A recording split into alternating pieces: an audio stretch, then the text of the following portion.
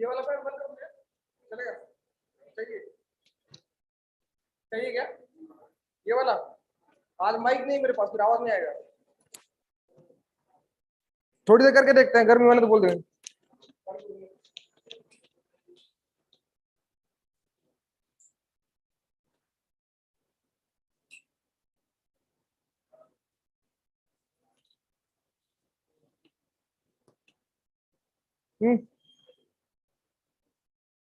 क्या? हाँ हाँ हाँ, कर दो।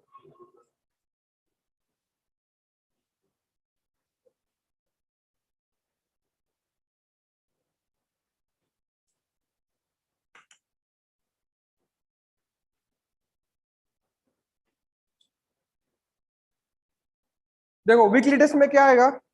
अच्छा ये बंद हो गया क्या?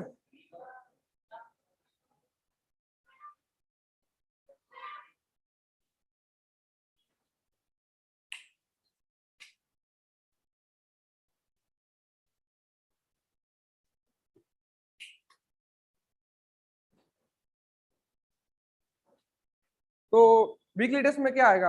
देखो अलग अलग फॉर्मूले पढ़े हमने इलेक्ट्रिक फील्ड के, इलेक्ट्रिक पोटेंशियल पे। उस पे नॉर्मल नॉर्मल सवाल बनते हैं। मैं आपको एक सिंपल सवाल करके दिखाता हूँ, ठीक है, ऑन द स्पॉट। किस तरह के सवाल बनेंगे, कॉन्सेप्ट वही रहेगा, बाकी दिमाग आपको लगाना पड़ेगा। तो एक सवाल देखो, मान लो, क्वेश्चन लिखो एक, चलो लिख लो। एक क्वेश्चन लिख लो, प्योर सीईटी नीट टाइप का है।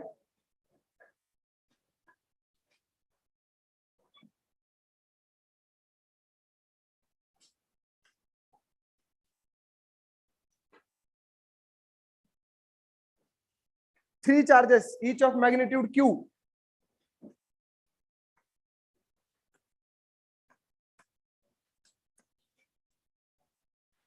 three charges each of magnitude q are placed on vertices are placed on vertices of equilateral triangle.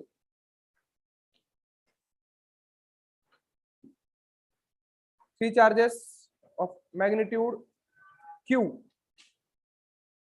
are placed on vertices of equilateral triangle. Are placed on vertices of equilateral triangle.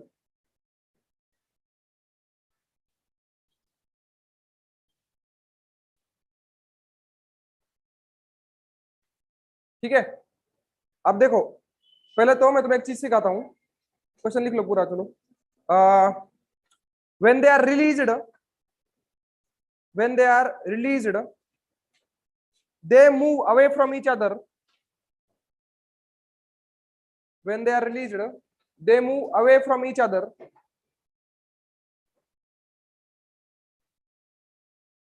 they move away from each other such that length of triangle doubles. Such that length of triangle doubles. Length of triangle what? Doubles. Find kinetic energy gained by each charge. Find kinetic energy gained by each charge. Find kinetic energy gained by each charge. इस तरह के सवाल अभी देखो, जो हमने पढ़ा है उससे कैसे बन सकते हैं सवाल, दिखाता हूँ।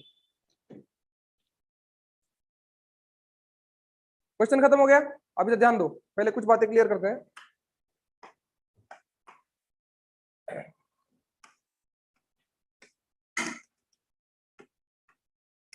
इसकी एनर्जी कितनी है सिस्टम की?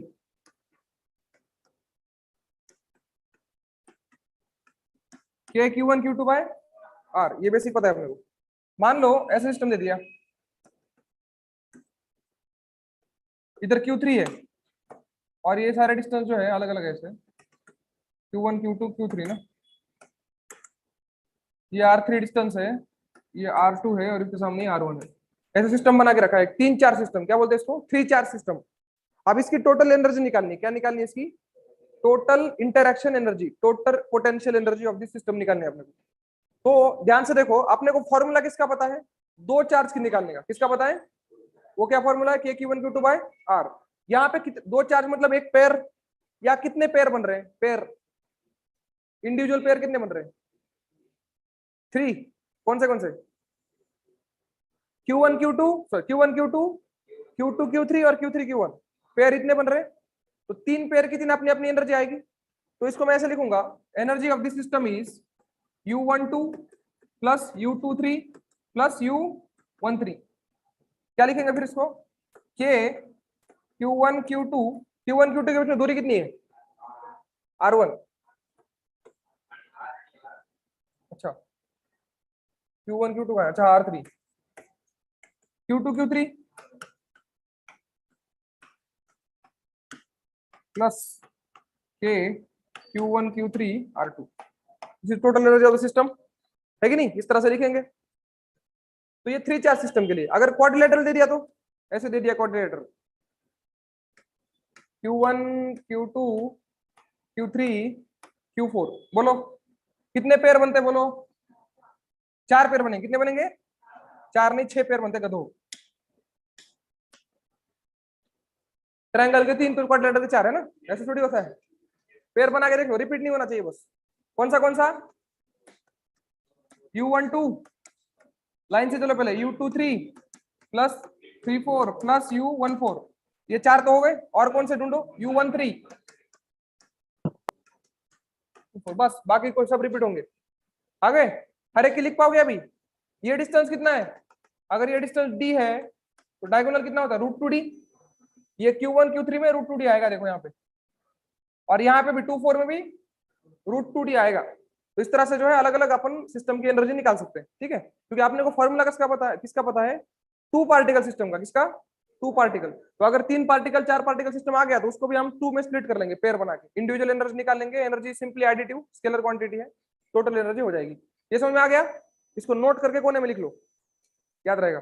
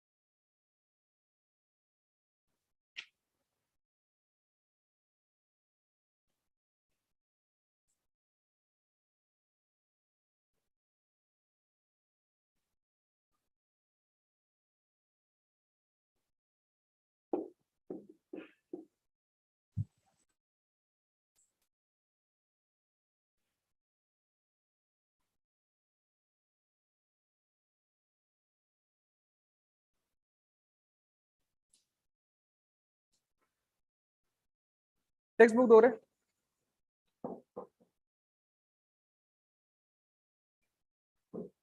हो गया नोट लिख के। अब वो क्वेश्चन के बारे में सोचो, क्वेश्चन का आंसर निकालना है ना, इस नोट से उसका कोई संबंध है। क्वेश्चन के बारे में सोचो, सॉल्व मत करो, बस सोचो और मुझे बताओ क्या करना चाहिए। कॉन्सेप्ट बताओ कि क्या इक्वेट करोगे किसके साथ, कैसे निकालोगे।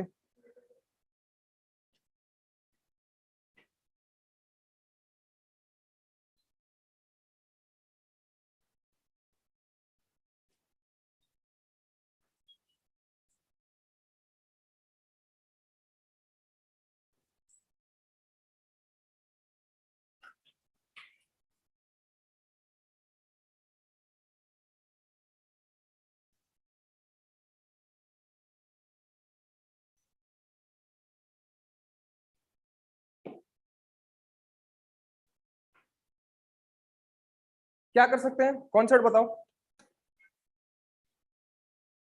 कुछ आइडिया आ रहा है तो बताओ, सॉल्व करने थोड़ी बोल रहा हूँ, बस इनिशियली कैसे अटैक करना है थोड़ा सोचो, बताओ। देखो मैं क्वेश्चन फिर समझाता हूँ। देखो 3 चार्जेस रखे हैं, ठीक है, इनका डिस्टेंस कितना है L, और इक्विलेटरल ट्रायंगल एल एल सब होगा, एंगल 60 होगा, सब ठीक है। जब इनको तुम छोड़ दोगे तो ये पास आएंगे दूर जाएंगे, रिपल्शन हो रहा है, क्या करेंगे, दूर जाएंगे। कैसे जाएंगे देख लो, ये वाला फोर्स कैसे लगाएगा, देखो ये ऊपर वाला फोर्स इस पे कैसे लगाएगा, ऐसे है कि नहीं, ऐसे, और ये वाला ऐसे, तो बराबर ऐसे जाएगा बीच में। ये ऐसे जाएगा, ये वाला ऐसे जाएगा और ये वाला ऐसे, ट्रायंगल में ही घूमेंगे, ऐसे ट्रायंगल बड़ा बड़ा होता जाएगा, छोड़ेंगे तो क्वेश्चन सिंपल सा पूछा है। अभी ये सब पकड़े हुए थे, रेस्ट पे थे, किस पे थे, रेस्ट पे।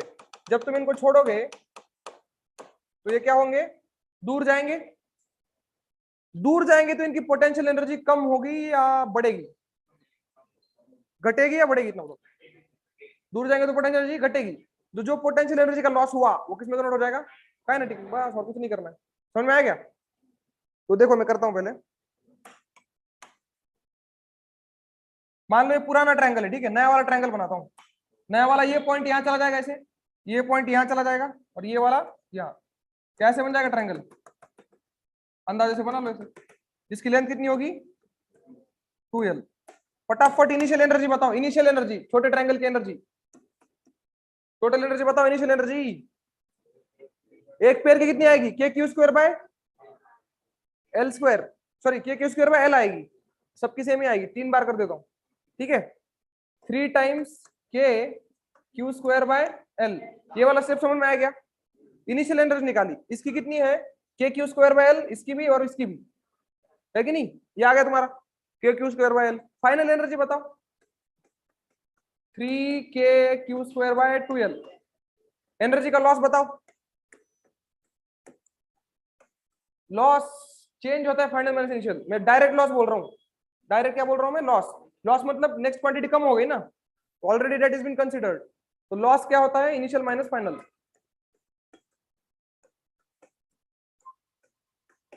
इनिशियल कितना है 3k Q square by L minus 3/2k Q square by L, answer आएगा 3/2k Q square by L. ठीक है, सॉल्व करोगे तो। आप ध्यान से देखना, डायग्राम में एक चीज हमने नहीं बनाई, अगर ये ट्रायंगल एक्सपांड होगा तो इनिशियली तुम्हारे चार्ज किस में है, रेस्ट पे है, किस पे है, तो घूमेंगे तो इनके पास स्पीड आ जाएगी, तो इधर काइनेटिक एनर्जी ई आ गई, इसके पास कितनी आ गई ई, तीनों के पास सेम एनर्जी आएगी, क्यों, सिमेट्री की वजह से। किसकी वजह से, जितना फोर्स इस पे लगेगा ना उतना इस पे भी लगेगा, सिमेट्रिकली जा रहे हैं, जितने वेलोसिटी ये गेन करेगा उतनी वो करेगा, मास सबका सेम है, इक्वल इक्वल चार्ज सब सेम है, तो तीनों काइनेटिक एनर्जी क्या हो जाएगी, सेम। काइनेटिक एनर्जी क्या हो जाएगी, same.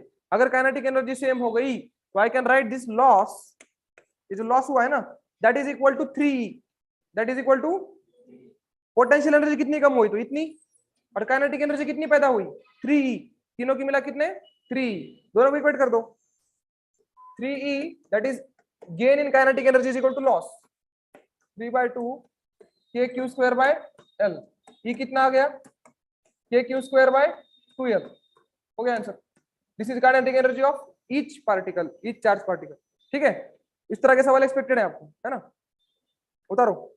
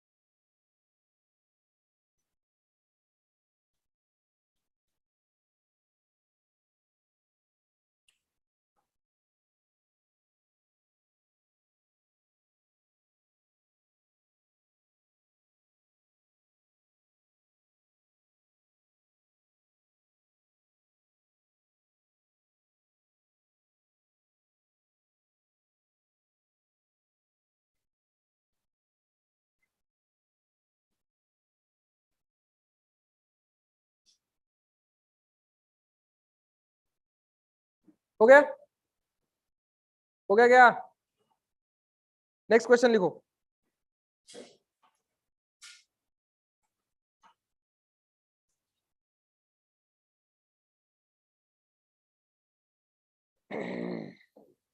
Potential at a point in a space. Potential at a point in space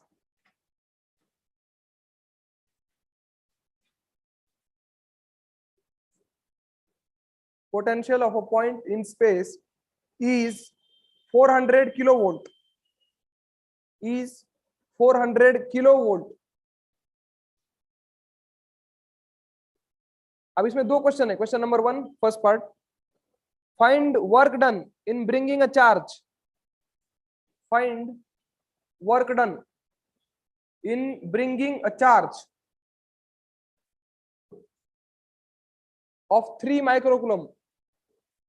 Find work done in bringing a charge of 3 microcoulomb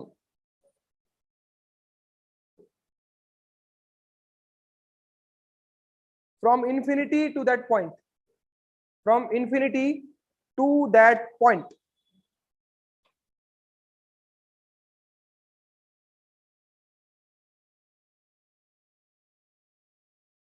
Second question, does the answer depends on, does the answer depends on path along which charge is brought. Path along which charge is brought.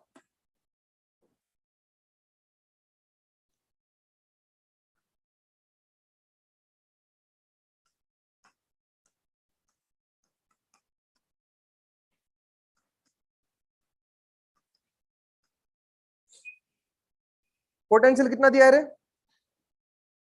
4 × 10⁵ ना, मतलब 400 kilo volt, मतलब 4 × 10⁵ volt. इतना potential दिया आपने इस point का. इसका मतलब क्या होता है?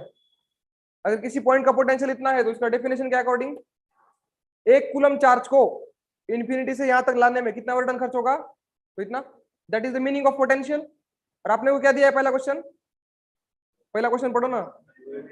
वर्क डन किसके लिए? 1 कूलम के लिए पूछा है क्या? नहीं, 3 माइक्रोकूलम के लिए. सिंपल है. 1 कूलम के लिए इतना लगता है तो 3 माइक्रोकूलम के लिए कितना लगेगा? इस तरह सिंपल क्वेश्चन है. करो.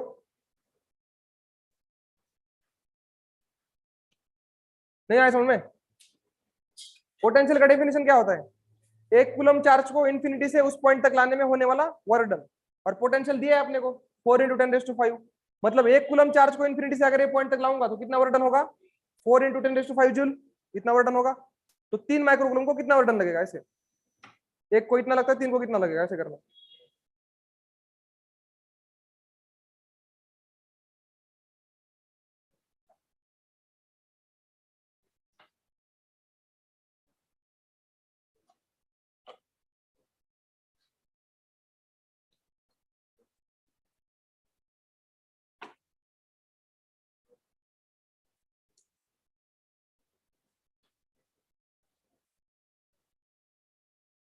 आएगा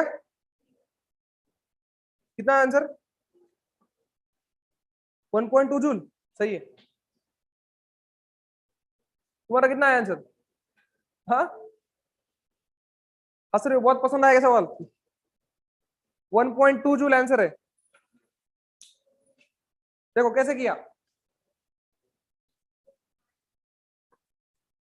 1 कूलम को ए पॉइंट तक लाने में कितना एनर्जी खर्च होगा, कितना वर्क डन खर्च होगा? तो इतना 4 × 10⁵ जूल है कि नहीं? पोटेंशियल का मतलब ये होता है 1 कूलम को वहां तक लाने में कितनी एनर्जी, कितना वर्क डन खर्च हुआ. तो आपने वो कौन सा दिया है? 3 × 10⁻6 कूलम को हम बोलते हैं ई एनर्जी खर्च होगा, वही निकालना है अपने को, है ना. That energy is basically potential. तो इसको क्रॉस मल्टीप्लाई करो, क्या आ जाएगा? E is equal to 4 × 10⁵ multiplied by 3 × 10⁻6. 1.2 आ रहा है जूल. कितना खर्च होगा और क्या. ठीक है, ये एक तरीका है करने का. एक तरीका ये हो गया. दूसरा फॉर्मूला बेस्ड तरीका है. कैसा है? फॉर्मूला बेस्ड तरीका.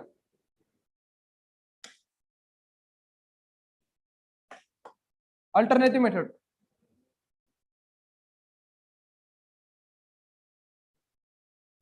खड़ा रे, खड़ा रे, खड़ा रे. बी पार्ट का आंसर बता। बी पार्ट है ना क्वेश्चन में, ए और बी पार्ट है, नहीं है? ए और बी पार्ट नहीं है क्या?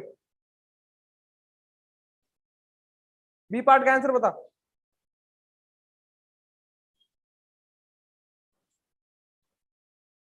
एक काम कर, पीछे खड़ा रहेगा, पीछे खड़ा रहे, चलो जल्दी, तो नहीं आएगा तुमको।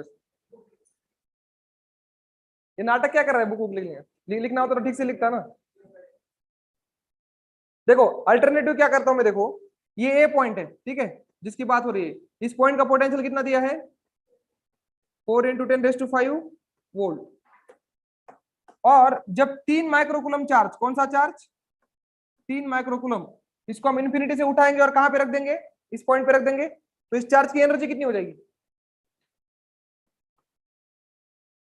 ये चार्ज है, ऐसी जगह पे रखा है जिसका पोटेंशियल कितना है? 4 × 10⁵ वोल्ट, तो उसकी एनर्जी कितनी हो जाएगी?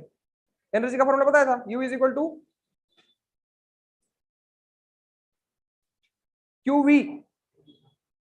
कितनी बार बोला था, एक चार्ज एक जगह पे रखते हैं तो चार्ज का मैग्नीट्यूड उस जगह का पोटेंशियल करोगे तो एनर्जी आ जाएगी चार्ज की। तो इसके पास कितनी एनर्जी आ जाएगी? 3 माइक्रोकूलम इंटू 4 × 10⁵, मतलब वही है बेसिकली 1.2 जूल। अब सोचो ये चार्ज अगर यहाँ पे आ गया तो इसके पास कितनी एनर्जी आ जाएगी? 1.2 जूल। और ये यहाँ पे आ गया तो वर्क डन कितना खर्च होगा? जितनी एनर्जी आएगी उतना वर्क डन खर्च हुआ होगा, तो indirect answer 1.2 joule is answer. समझ में आ गया? ये चार्ज अगर यहाँ पे आ गया जो कि हमको लाना है, तो इसके पास एनर्जी कितनी आ जाएगी? इतनी आ जाएगी 1.2 जूल। तो एनर्जी कहाँ से आती है? जो एक्सटर्नल वर्क डन होता है वही तो एनर्जी स्टोर होती है, वही तो पूछा है। तो इनडायरेक्टली ऐसे बोल सकते हैं कि 1.2 जूल उसका एनर्जी आ जाएगा तो वर्क डन भी उतना ही खर्च होगा। दोनों आंसर आपको जो अच्छा लगता है वो लिख लो, दोनों लिख लो alternative.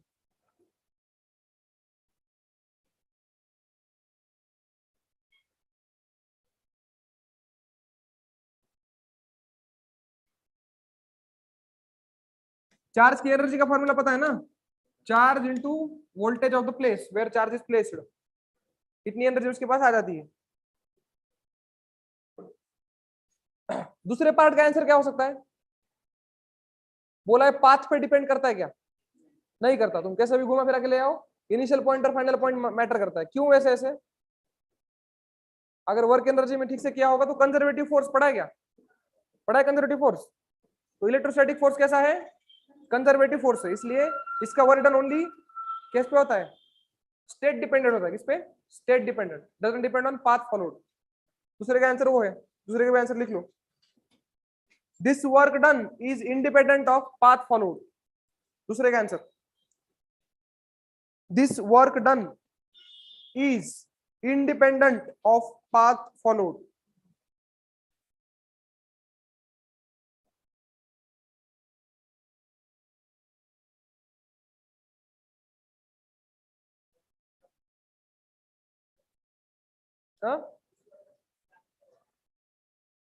This work done is, क्या बोला रे? Independent of path followed, independent of path followed.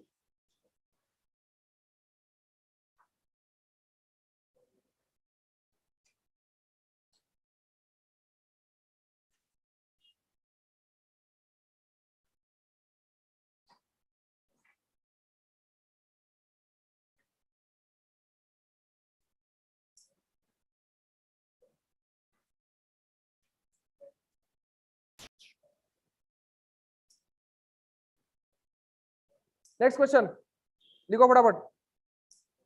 If 120 joule of work is done, if 120 joule of work is done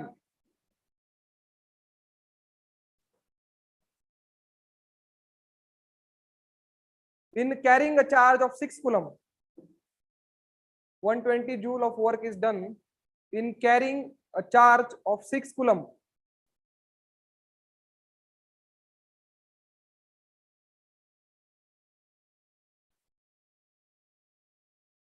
from a place of 10 volt potential, from a place of 10 volt potential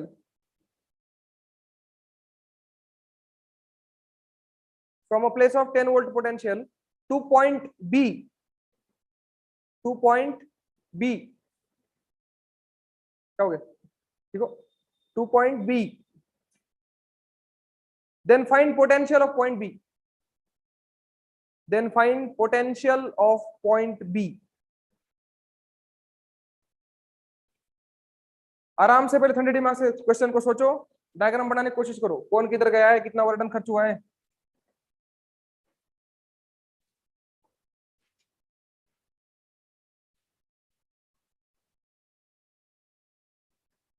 कोई एक point है जिसका potential कितना दिया है, 10 volt इसका potential, इसको ये बोल दो। यहां से एक और पॉइंट का जिक्र है जिसका नाम बी है, और ए से बी किसको ले जाया जा रहा है, 6 कूलम को, और इसमें एनर्जी कितनी खर्च होती है, 120 जूल एनर्जी इसमें क्या हो जाती है, खर्च हो जाती है। तो बी का पोटेंशियल पूछ रहा है, बी का क्या पूछ रहा है, पोटेंशियल। सोचो कैसे कर सकते हैं, बस बताओ, आइडिया बताओ, इक्वेशन मत बनाओ, कैसे करेंगे सोचो।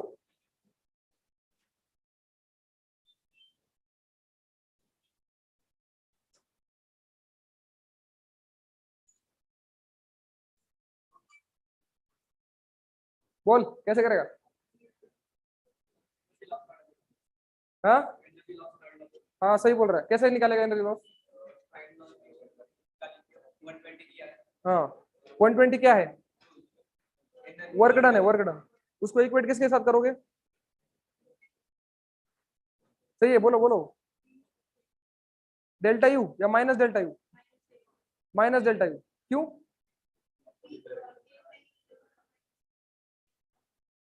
हाँ कितना, 30। देखो कौन सा चार्ज है, 6 कूलम चार्ज है ना, उसकी इनिशियल एनर्जी बताओ। बेसिकली जब वो यहाँ पे था ए पॉइंट पे, उसकी एनर्जी कितनी थी, जब ये चार्ज ए पॉइंट पे था तो उसकी एनर्जी कितनी थी। अरे यार 3 3 बार बोल रहा हूँ फिर भी समझ नहीं आ रहा, 60 कितनी, कैसे निकालते हैं एनर्जी, कितनी बार बोल रहा हूँ, चार्ज इंटू उस जगह का वोल्टेज। जब चार्ज यहाँ पे था तो कितना एनर्जी होगा, चार्ज इंटू इस जगह का वोल्टेज कितना है 10, 60 जूल एनर्जी आएगी, और क्या इनिशियल एनर्जी। जब चार्ज यहाँ पहुंच जाएगा तो एनर्जी कितनी आएगी,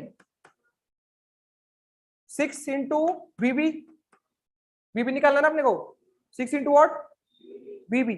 और 120 जूल एनर्जी क्या हुई है, खर्च हुई है तुम्हारी। तो जो एनर्जी खर्च हुई है that is basically equal to, sorry 120 joule work done है ना, that is equal to change in potential energy, है कि नहीं। अब ध्यान से देखो, डेल्टा यू निकालता हूं मैं, डेल्टा यू कितना होगा, U final minus U initial, U B minus U A, कितना आता है U B minus U A, 6 common आ जाएगा, ऐसे रहने दो, 6 V B minus 60, that is your delta U. Delta U किसके बराबर होता है, work done by electric force या एक्सटर्नल फोर्स के बराबर, डेल्टा यू होता है work done by external force.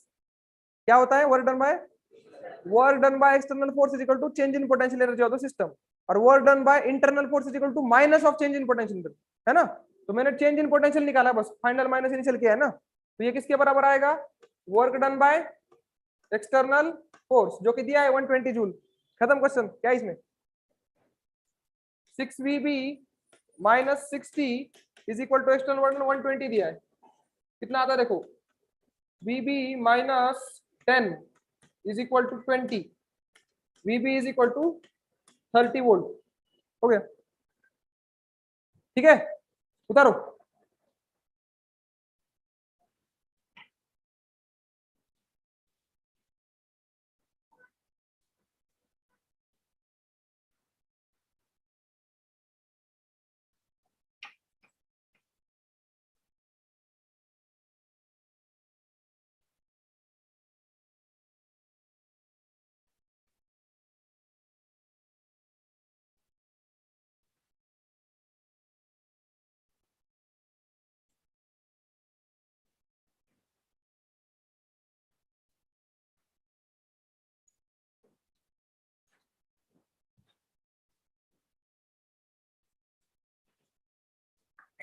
हो गया,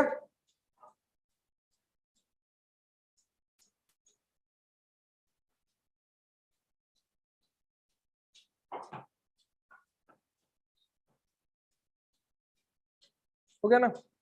अब इसका अल्टरनेटिव मेथड देखो, direct formula based method, no concept only formula. एक फॉर्मूला याद रखना पोटेंशियल डिफरेंस का, किसका? Potential, V final minus V initial. ये क्या है? पोटेंशियल डिफरेंस है। क्या है? Potential difference. इसका फॉर्मूला होता है work done from going from initial to final point divided by charge which is taken. Simple सा फॉर्मूला है, ठीक है। Final potential minus initial potential कितना होता है? Work done divided by charge, because work done is nothing but energy, energy per unit charge is potential, वही है। और वर्क डन कहां से कहां जाने में, इनिशियल टू फाइनल जाने में जितना वर्क डन खर्च हुआ divided by the charge which is taken. इसे करोगे तो पोटेंशियल डिफरेंस आ जाएगा। ये फॉर्मूला बक्सा बनाओ और लिख लो। बोर्ड में अगर क्वेश्चन आएगा तो इस फॉर्मूला से करना है ना, इससे करोगे तो भी चलेगा, लेकिन ये फिर बोर्ड वाले घन चक्कर होते हैं, उनको समझ नहीं आता, उनको फॉर्मूला चाहिए। तो ये वाला करोगे तो अच्छा है, डायरेक्ट नंबर मिल जाएंगे। तो एक काम कर, इधर उधर अंदर बेंच है, 2 बेंच जोड़ ले और सो जा आराम से।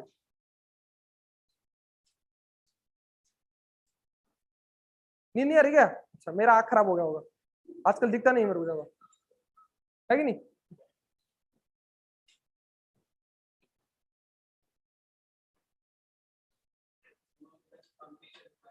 हाँ,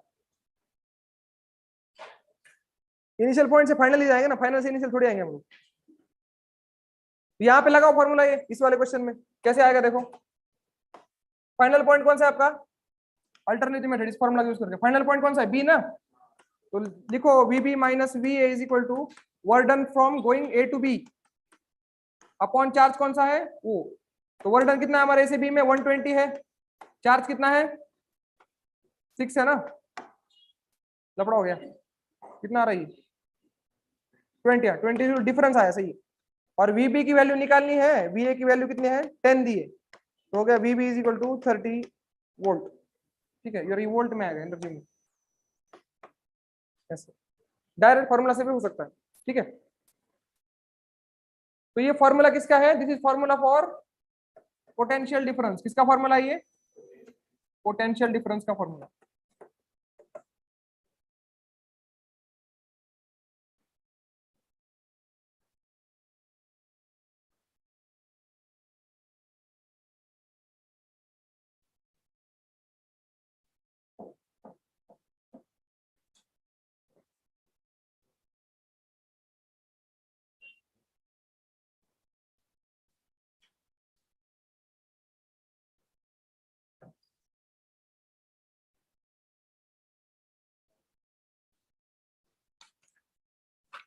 देखो एक ग्राफ दिया है बोर्ड की किताब में, ग्राफ दिया है मतलब एग्जाम में पूछ सकते हैं।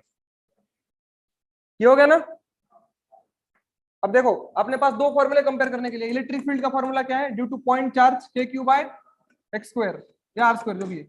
और वोल्टेज का फॉर्मूला क्या है? के क्यू बाय एक्स। इस तरह के फॉर्मूले। तो ग्राफ पूछते हैं वी और एक्स का और ये और एक्स का, मतलब ऐसे ग्राफ पूछेंगे। इधर एक्स होगा डिस्टेंस और इस ग्राफ में होगा एक बार वोल्टेज होगा, एक बार इलेक्ट्रिक फील्ड होगी।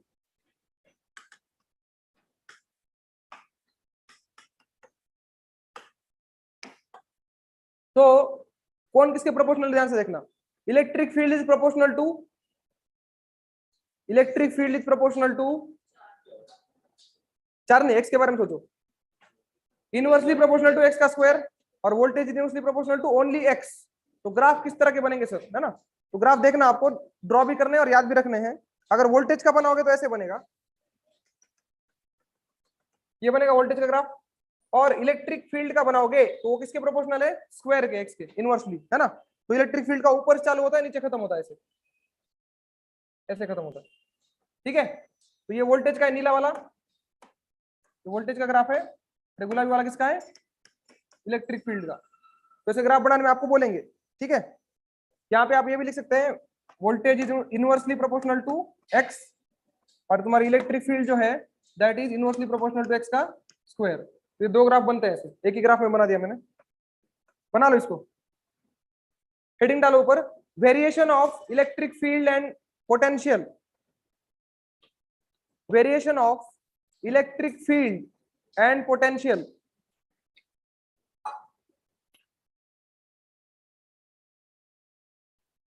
Variation of electric field and potential with what, x क्या है वो, distance, with distance.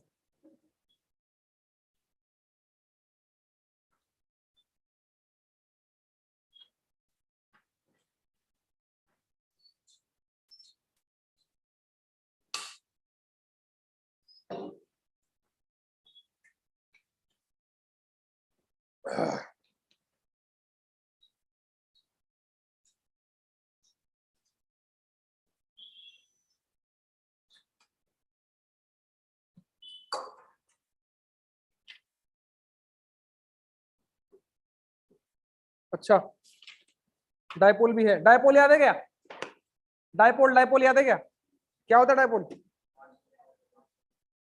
Partial positive negative ये सब बकवास नहीं, डेफिनेशन है उसका, two equal and opposite charges separated by a specific distance, finite distance है ना, फिक्स करके रखे हैं, इक्वल एंड अपोजिट चाहिए ऐसे।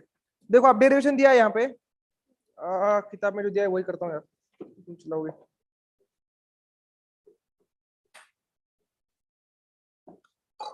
लिखो, डेरिवेशन लिखो, कैसा क्वेश्चन आता है देखो, derive an expression for electric potential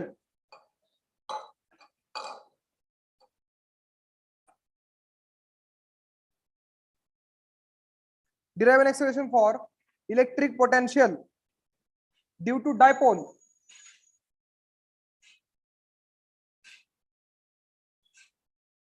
due to dipole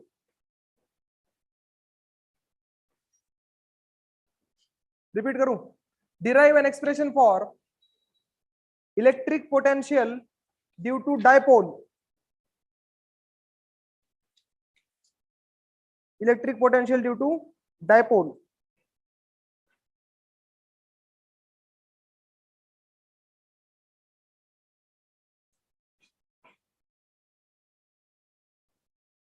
ठीक है, इतना ही क्वेश्चन है, बहुत सारा बड़ा करके दिया है लेकिन इतना ही काफी है।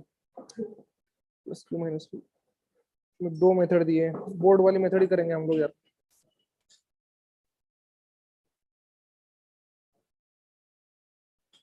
v1 plus v2 minus v2,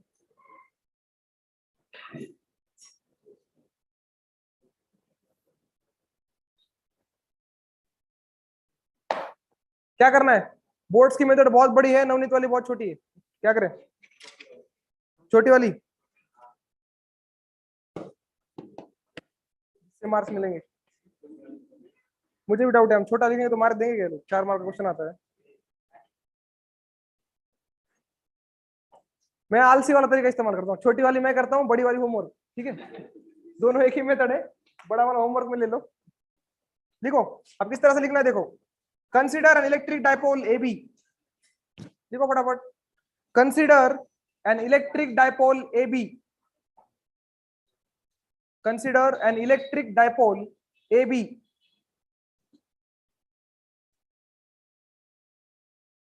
electric dipole A B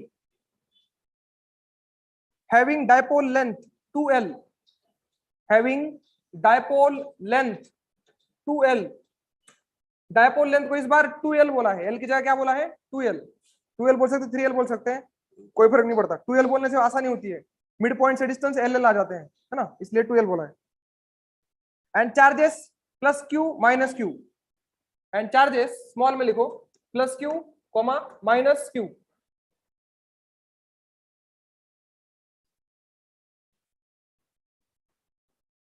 its electric dipole moment, its electric dipole moment, its electric dipole moment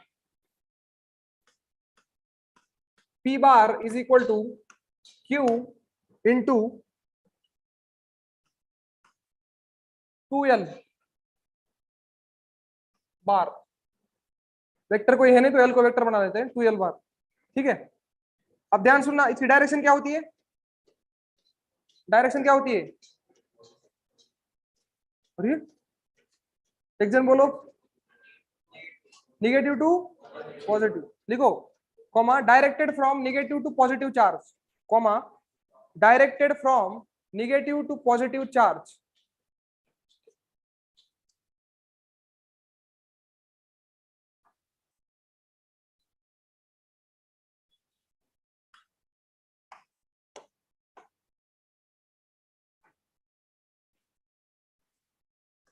diagram बनाओ।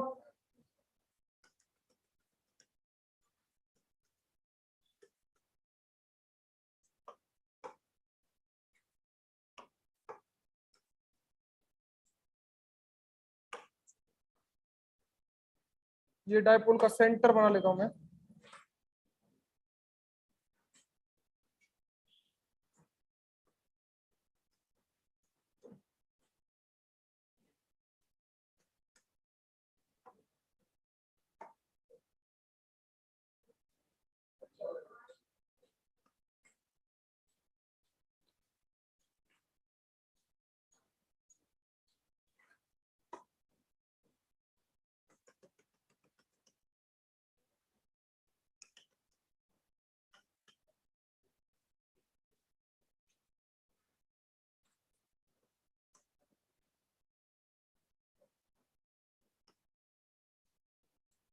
डायग्राम बनाओ जल्दी से।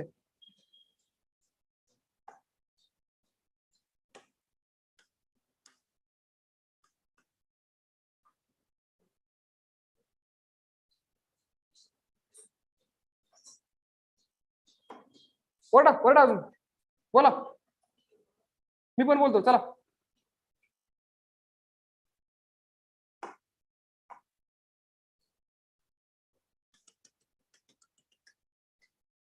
कमाल है, फिर भी बोल रहे हो, शर्म वरम बेचिए क्या कहीं?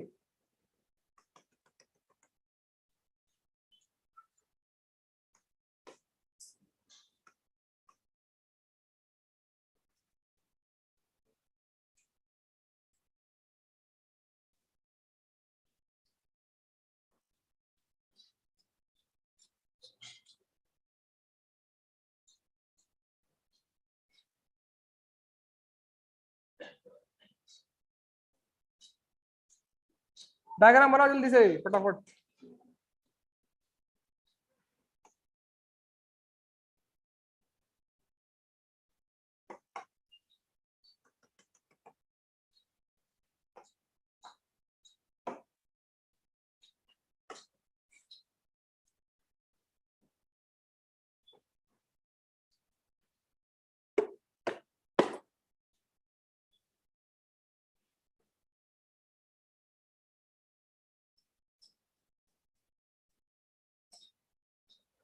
हो गया, हो गया डायग्राम बहु।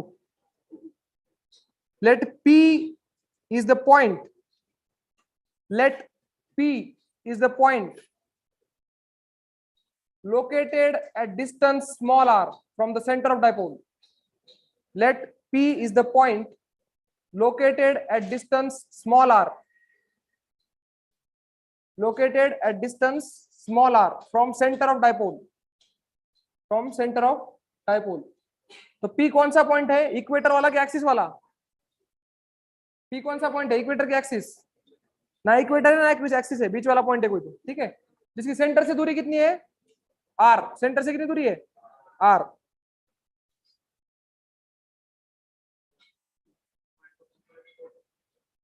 पॉइंट को कंपोनेंट में तोड़ेंगे, तोड़ सकते हैं, हाँ तोड़ सकते हैं। डायपोल को तोड़ना चाहिए एक्चुअली, डायपोल मोमेंट को। देखो आगे लिखो, as shown in the figure लिखो, simple, as shown in the figure, as shown in the figure. फिर लिखो let distance AP is equal to R1, diagram में दिखाया, distance AP is equal to R1 and distance PB is equal to R2। Distance AP कितना है, R1, और distance PB कितना है, R2। बैठ जा, बैठ जा, मजा आएगा। PB is equal to R2, ये R1 R2 किसके डिस्टेंस है, उस पॉइंट के डिस्टेंस चार्जेस से, कहां से, प्लस चार्ज से कितना डिस्टेंस है, R1, और इससे R2। अब मुझे बताओ ये पॉइंट जो है किसके पास में है, प्लस वाले की माइनस वाले के पास में है, किसके वाले के पास में है, तो इसका पोटेंशियल पॉजिटिव आएगा कि नेगेटिव?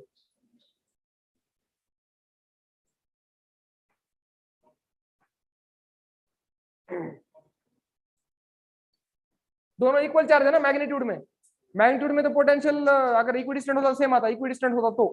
अब ये किसके पास में है, माइनस वाले के, तो इस पॉइंट का पोटेंशियल नेगेटिव आएगा। कितना आएगा पोटेंशियल, क्योंकि इस पे इन्फ्लुएंस किसका ज्यादा है, निगेटिव का, है कि नहीं? तो अब ये निकालेंगे, देखो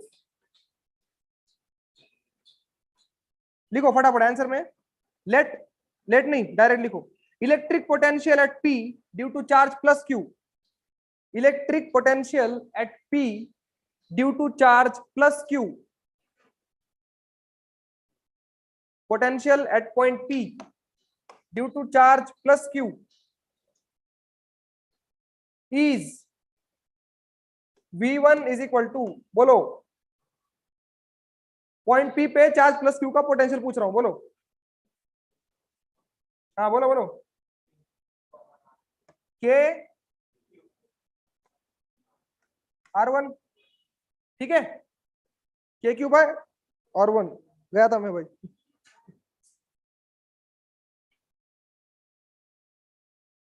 अब उसी तरह से लिखो electric potential at point P due to charge minus Q, electric potential at point P, electric potential at point P due to charge minus Q will be V2 is equal to, बोलो बोलो, minus के Q by R2, ठीक है।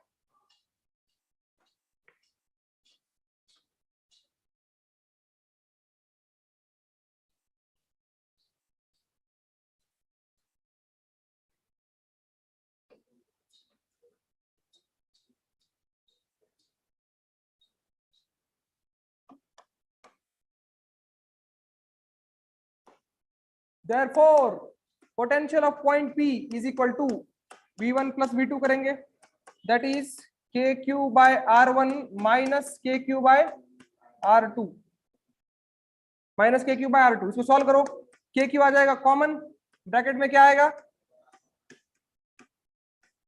R2 minus R1, ये आ जाएगा potential at point P, ठीक है। उतारो फटाफट।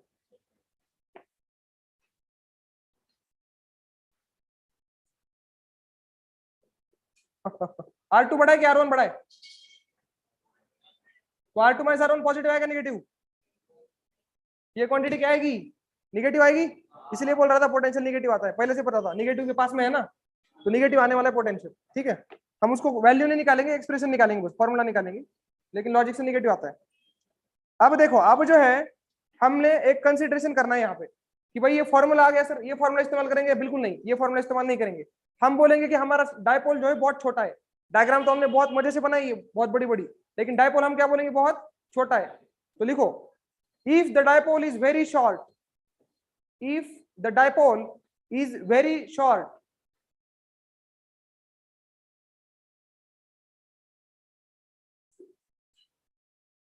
then distance 2L, then distance 2L is very less than R, R1, R2, then distance 2L is very less than R, R1, R2। ये जो ऊपर वाला डिस्टेंस है R, R1, R2, इससे तुम्हारा डायपोल का लेंथ क्या है? बहुत छोटा है। ऐसे अगर हम कंसीडर करें तो कुछ हो सकता है, क्या हो सकता है देखते हैं। ये लिख दिया, दिस इज द एजम्पशन। अब इस एजम्पशन का इस्तेमाल हम ज्योमेट्री में करेंगे और इस R2 माइनस R1 अपन R1 plus R2, R1 R2 को सिंप्लीफाई करेंगे ज्योमेट्रिकली, कुछ एजम्पशन करके फेंका फेंकी करेंगे। क्या करेंगे? फेंका फेंकी, थोड़ा सा एजम्पशन करके। तो फेंका फेंकी भी लॉजिकल होनी चाहिए, लेकिन ऐसे नहीं कि उधेड़ दिया, कुछ भी फेंक दिया।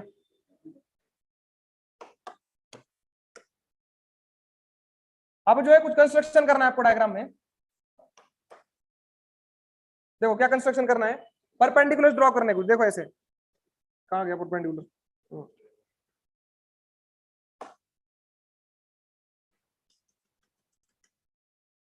ये परपेंडिकुलर ड्रॉप करो, बी पॉइंट से परपेंडिकुलर ड्रॉप करो इस लाइन पे, पीओ पे, ऐसे करो। और इसको बी का एक्सटेंशन बी डैश नाम दे दो, बी का एक्सटेंशन बी डैश।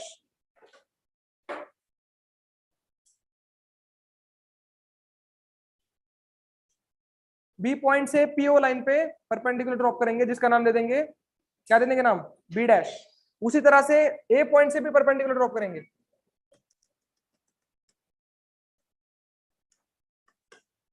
उसको बोल देंगे ए डैश, ए पॉइंट का एक्सटेंशन ए डैश।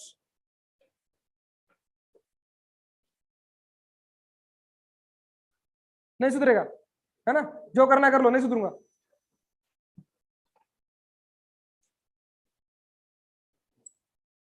ये सब कंस्ट्रक्शन क्यों कर रहे हैं हम लोग? पागल हो गए, इसलिए कर रहे हैं, कुछ काम धाम है नहीं, इसलिए कर रहे हैं। बोलो किस लिए कर रहे हैं कंस्ट्रक्शन?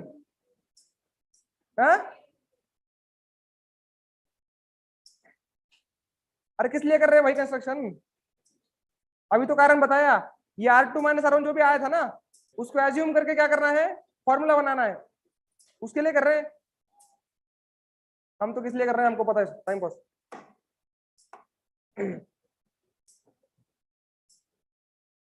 लिखो, अभी कंस्ट्रक्शन क्या किया, लिखो,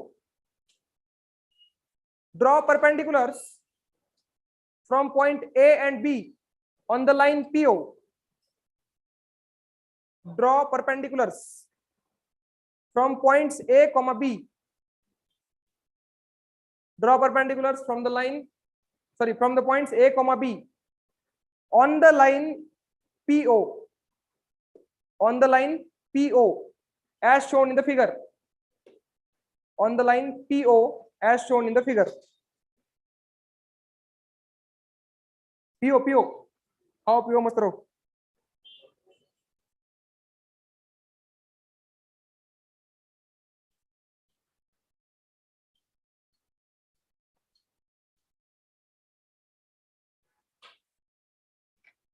आप ध्यान से देखोगे तुम डायग्राम में, तो क्या दिख रहा है तुम्हें? कुछ नहीं दिख रहा। एक ट्रायंगल देखो, PA डैश दिखा क्या? एक ट्रायंगल देखो, ये PA और ये A डैश, क्योंकि ये यहाँ पे परपेंडिकुलर है तो तुम बोल सकते हो PA is equal to PA dash. ये दोनों साइड सेम हो जाएंगी, PA और PA डैश क्या हो जाएगी, सेम, एक ही पॉइंट से निकल रहे हैं, परपेंडिकुलर यहाँ पे लाइन, ठीक है। PA इज इक्वल टू क्या हो जाएगा, PA डैश। तो लिखो PA is equal to PA dash. मैं लिखता हूं,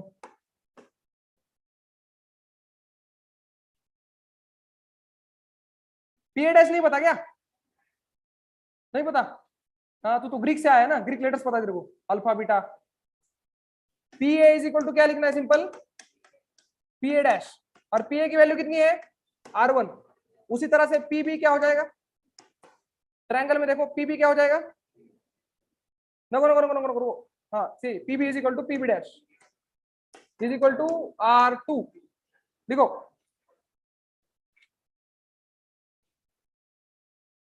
तेरे को लिखना नहीं है क्या? दिख रहा है, दिखा, ये दिखा तूने PA PB? हाँ खड़ा रहे, पीछे जा, पीछे जा, पीछे जा, झूठ बोला ना तू, पकड़ ले तेरे को रंग यार। लिख रहा हूं सर बोला, फिर लिखता है बोलता है। पीछे खड़ा रहे, चल उठ रहे तू, मास्क वाला उठ, उसको जाने दे, उठ, पीछे खड़ा रहे ना भाई, क्यों दिमाग खराब कर रहा है? और किसको जाना है पीछे, तेरे को जाना है क्या? खुजली हो रही है क्या, जाना है पीछे? अब देखो नेक्स्ट एजम्पशन,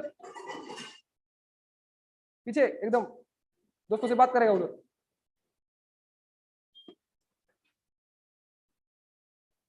अब देखो लिखो नीचे, एंगल OA1A, कौन सा angle, OA1A, angle OA1A, angle OA1A लिखो तो सही पहले, 90 डिग्री वाला एंगल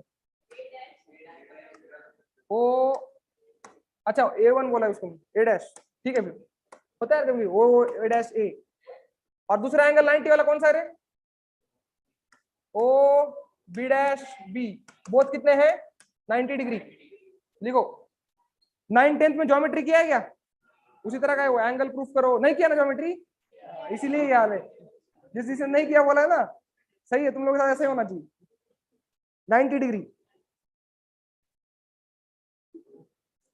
आप मुझे बताओ,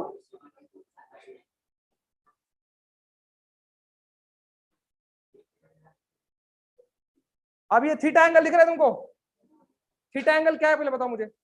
theta is elevation of point P। Theta क्या है, elevation angle of point P, measured from which axis. देखो किसके बीच का एंगल है भाई, OB लाइन और ओपी लाइन, इसके बीच क्या एंगल है, मतलब तुम्हारा पॉइंट पी का कोऑर्डिनेट क्या हो जाएगा, सिलेंड्रिकल कोऑर्डिनेट्स नहीं पढ़ा होगा तुमने, है ना, सिलेंड्रिकल कोऑर्डिनेट नहीं पढ़ा ना, छोड़ो। तो बेसिकली जो तुम्हारा पी पॉइंट है उसके दो स्पेसिफिकेशन आते हैं, पी पॉइंट सेंटर से कितना दूर है, आर कितना दूर है, और कितने एंगल पे है, थीटा। तो ये नया कोऑर्डिनेट सिस्टम होता है, तुमको शायद पता नहीं होगा, तीन कोऑर्डिनेट सिस्टम होते हैं, कार्टेशियन होता है, एक सिलेंड्रिकल होता है और एक पोलर होता है, ठीक है। तो पोलर और सिलेंड्रिकल लगभग सेम ही होते हैं। तो इसमें क्या है, रेडियस और थीटा से तुम दुनिया का कोई भी पॉइंट बता सकते हो, रेडियस मतलब दूरी और कितने एंगल पे उसका एलिवेशन थीटा। तो बेसिकली इस तरह से होता है ये, अपने को बस थीटा इंपॉर्टेंट है। अगर ये थीटा होगा तो डायग्राम में एक और एंगल थीटा होगा, कौन सा, ये वाला, है कि नहीं, कौन से एंगल से, ये वर्टिकली अपोजिट थीटा, तो ये भी नीचे वाला थीटा। अब मुझे बस ध्यान से ये बताओ, ट्रिग्नोमेट्री से बताना, तुम ओबी डैश को क्या लिख सकते हो, ओबी डैश, ऊपर वाला ट्रायंगल देखो, ओबी डैश ट्रायंगल को, इस ट्रायंगल में देखो ये वाले, ओबी डैश को क्या लिख सकते हो, cos थीटा sin थीटा, बताओ in terms of what sir. तो इन टर्म्स ऑफ तुम निकालो ओबी, इन टर्म्स ऑफ ओबी, ओबी और ओबी डैश में कौन सा रेशियो चलेगा, कॉस चलेगा। तो बताओ ओबी डैश क्या लिख सकते हो, ओबी cos थीटा, क्या लिख सकते हो, ओबी cos थीटा ना, कॉस ही आएगा ना, हाँ सही है, ओबी cos थीटा आ जाएगा। और इसी तरह से क्या नाम है इसका, ओए डैश लिखो, ओए डैश, ओए डैश कितना आएगा, नीचे वाला ट्रायंगल देखो, अभी ये वाला ट्रायंगल दिख रहा है, ये ओए डैश कितना आएगा, ओए cos थीटा, क्या चीज, ओए cos थीटा, लिखो फटाफट।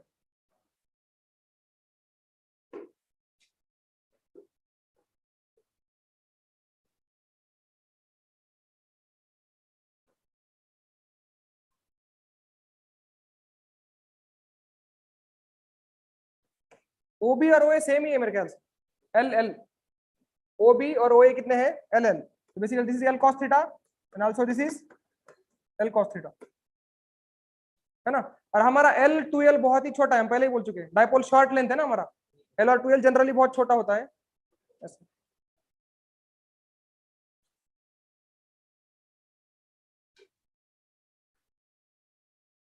अब जो है ये सब कंस्ट्रक्शन हो गया, ये किस लिए किया था हमने, अप्रोक्सीमेशन करने के लिए, तो आप अप्रोक्सीमेशन करना चालू करते हैं।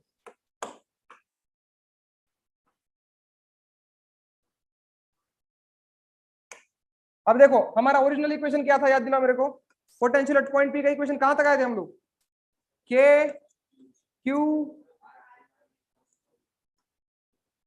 Are two minus R one upon R one R two. इस इक्वेशन को ध्यान में रखते हुए हमें कुछ assumption अभी करने हैं, है ना, और कंस्ट्रक्शन हमने उस हिसाब से कर लिया है, बहुत छोटा छोटा एंगल। अब मुझे R two minus R one कैसे दिखाएगा, R two minus R one कैसे लिखूंगा, R two minus R one, R two की वैल्यू क्या निकाली है तुमने, ये देखो पी भी निकाली है ना, तो लिखो R two minus R one, लिखो R two minus R one, लिखो P A one minus P B one, P A one minus, A one मतलब ए डैश समझो, ठीक है, P A dash minus P B dash, R two minus R one को क्या लिखा, P A dash minus P B dash,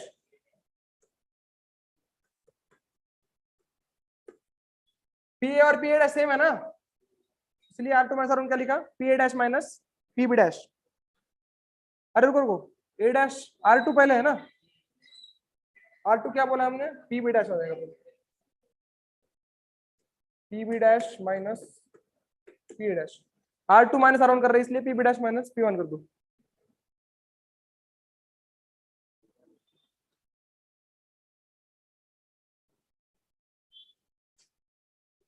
A one B one,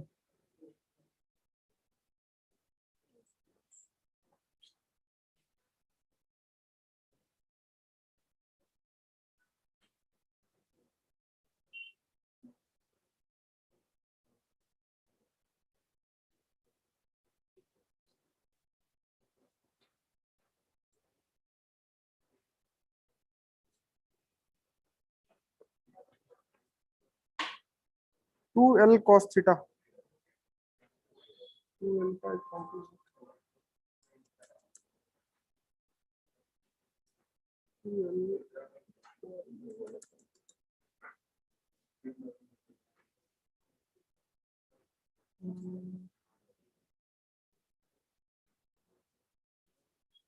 अब देखो थोड़ा सा ट्रायंगल में घुसना पड़ेगा तुमको। What is P B dash minus P A dash, diagram में देख के बताओ। P B dash minus P A dash, diagram में दिख रही है एक line, P B dash A dash, line है, स्ट्रेट लाइन है कि नहीं।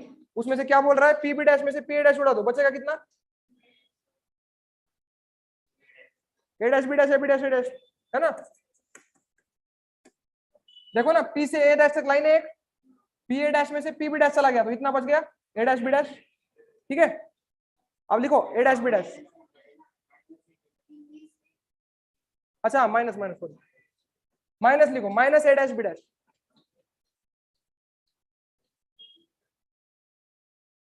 ये इक्वेशन हमने सही लिखा है ना, R2 माइनस R1, या अपना R1 माइनस R2 आया था। हाँ फिर ठीक है, माइनस ए डैश बी डैश लिखो। अब देखो ए डैश बी डैश को फिर से तुम्हें ट्रायंगल से थोड़ा सा इवेल्युएट करना है। ट्रायंगल से देखोगे तो ए डैश बी डैश जो है ओ उसका मिड पॉइंट है, क्या है वो इसका मिड पॉइंट। क्यों सर ऐसे, ये दोनों ट्रायंगल सिमिलर है, ट्रायंगल ए ओ डैश और ओ बी डैश बी, इसमें थीटा थीटा सेम है ना, और 90 90 भी है, तो ट्रायंगल क्या है तुम्हारा, सिमिलर ट्रायंगल है। तो इस तरह से जो है ए डैश बी डैश को क्या लिख सकते हो, 2 टाइम्स ओ बी डैश, क्या लिख सकते हो, 2 टाइम्स ओ बी डैश।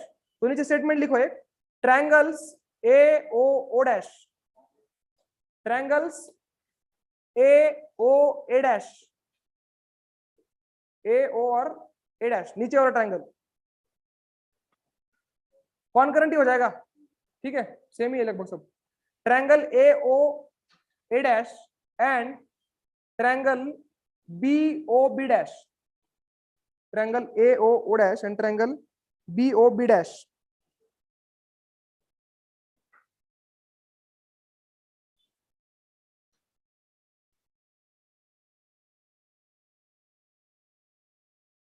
आर कैसे, कैसे ट्रायंगल से, ये concurrent triangles, therefore we can write a dash b dash is equal to 2 times o b dash, और o b dash की वैल्यू हम यहाँ पे निकल चुके हैं l cos theta, that is 2l cos theta, ये वाली वैल्यू that is equal to 2l cos theta. ये प्रूफ हम कर रहे हैं छोटा वाला, छोटा वाला कर रहे हैं, टेक्स्ट बुक में इससे भी पढ़ा दिया है, ठीक है, पूरा ज्योमेट्री का क्वेश्चन बन जाता है बड़ा वाला।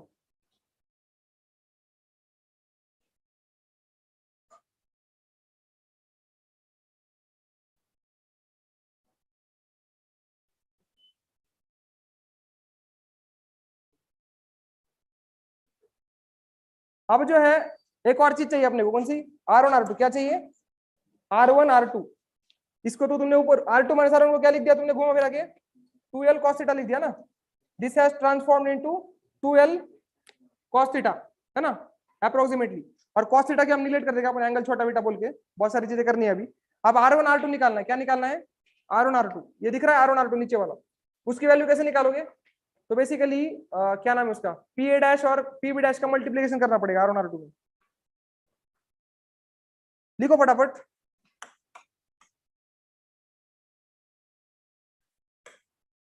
Now R1 R2 is equal to, sorry, P A dash into P B dash, ठीक है। अब जो है P A dash को क्या लिखता हूं, देखो मैं, अपने को थोड़ा प्लस माइनस करना पड़ेगा यहाँ पे। P A dash को, सॉरी A1 को लिखना है P O plus O A dash, और इसको लिख सकते हैं P B dash को P O minus O B dash। इससे फायदा क्या होगा देखना, तुम्हारे O A dash और O B dash एनीवे क्या है, इक्वल है, R P O कितना है अपना, R है, R plus L R minus L। इसको कैसे लिखते रहे, A plus B A minus B, जैसे R square minus L square, इस तरह से। अच्छा कॉस थीटा रह गया,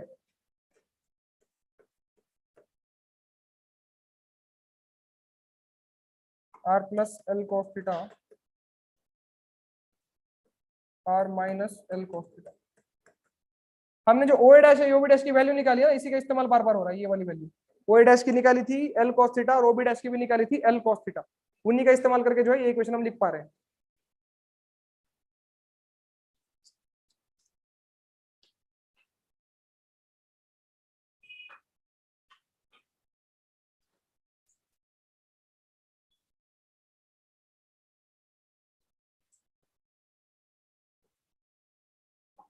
अब देखो, अब जाके तुम्हारा अप्रोक्सीमेशन लगेगा, कौन सा अप्रोक्सीमेशन सर, ये वाला एल स्क्वायर कॉस थीटा वाला, ठीक है।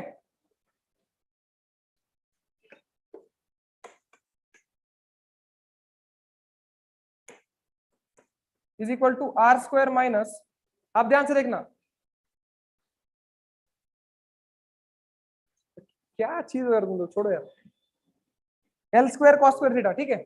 अब देखो आर स्क्वायर में से क्या घट रहा है, एल का स्क्वायर, और दोनों में से कौन सबसे बड़ा है, आर या एल।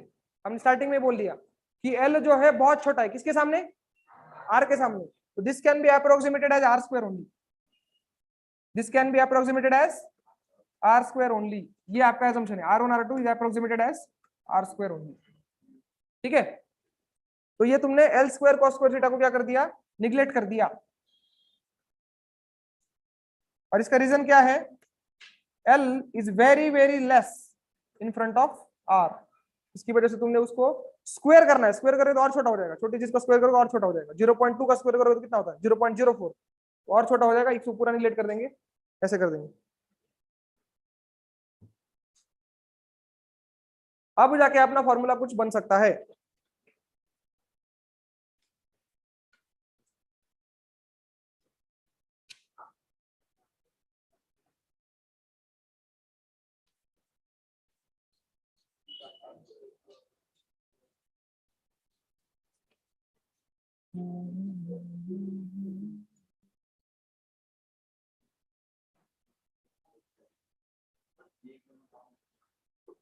हो गया। अब देखो, अब फाइनल फॉर्मूला में जो है पुट करते हैं इसको,